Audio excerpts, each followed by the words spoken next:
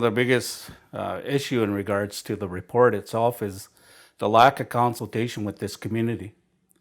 Apparently, the Linds did try and make some effort to make contact with the First Nation, but due to my busy schedule, it was determined that they couldn't come out to speak to anyone, despite the fact they could have came and spoke to my council.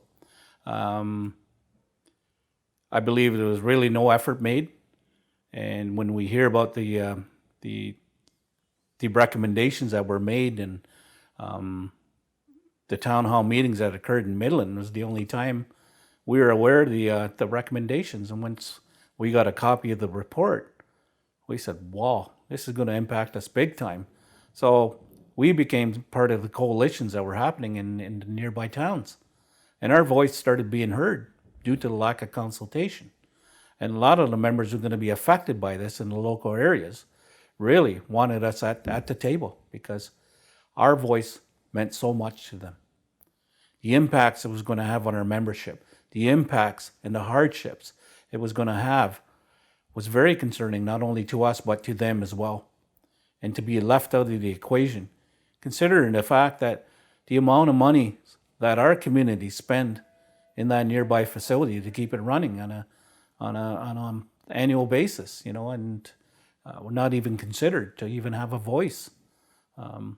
Is basically they're telling us, these cuts are going to happen. You will abide, but that's not the way we see things.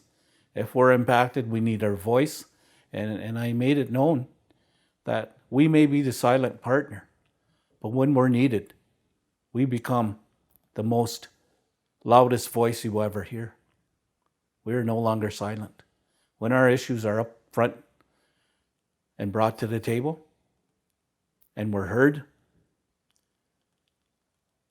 I can guarantee you that a lot of people listen.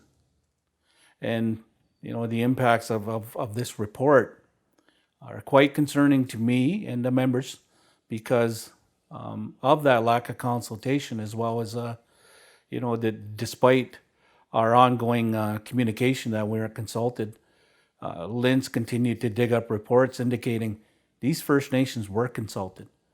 We had a mandate to deal with Aboriginals and how we could deal with the First Nations in each of our regions of Lynn. We can provide those reports to you. So those reports were provided to me, and I read through them. I read through their annual reports and what they've done and what they're mandated to do.